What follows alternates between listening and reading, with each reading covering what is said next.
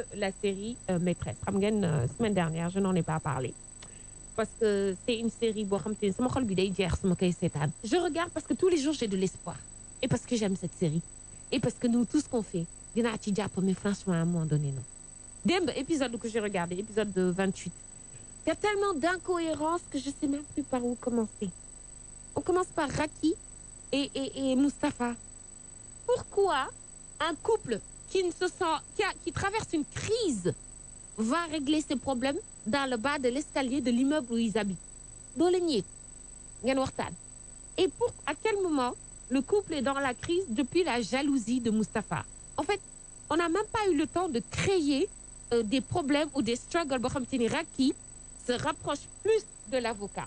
Et si tu as des problèmes avec ton mari, pourquoi tu vas te confier au monsieur? Il crée ses problèmes. Ce qui crée des batailles. Ça, c'est un. Deux. Pour les pubs, encore une fois. Pour les pubs, ce que vous avez fait pour la voiture, lorsque le procureur, il est avec Lala dans la voiture, mais Loulou, c'est bien. Ça montre à quel point, par exemple, 4x4 Bounek comme si c'est Bobou, ça montre à quel point elle est solide et robuste quand il faut monter sur un trottoir haut. Mais arrêtez de dire, là, depuis ma autobi, à boîte de vitesse, bi. Non, c'est trop flagrant. Depuis ma idée mayonnaise, bi, ma yaram bi mom, légui damay digérer bu baax. Mais non, il y a des façons de faire de la pub sans forcément parler du produit. Et ça, encore une fois, on est retombé dedans. Légui nak ma ñëw ci Lala ak Cheikh. Lala et Cheikh.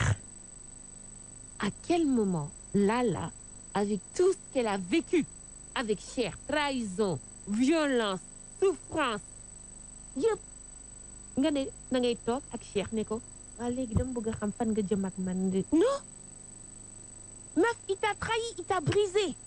Normalement da nga war a defloo sentir doute Cheikh. Mais Cheikh, il est revenu dans ses travers. Cheikh n'a jamais quitté ses travers d'ailleurs, c'est un queutard. Cheikh est un queutard. Mais on est passé de la Lala qui voulait la destruction de Cheikh à une Lala docile encore. Et après, c'est quand elle a découvert que voilà, Cheikh, il était un queutard, qu'elle a décidé de bailler, de lâcher Cheikh. Encore, ça c'est le dernier épisode, hein. Mais on verra ce que ça donne. Mais je veux dire, il faut une certaine consistance et cohérence dans l'évolution des personnages. On passe de la bipolarité à la schizophrénie, en fait. C'est pas possible.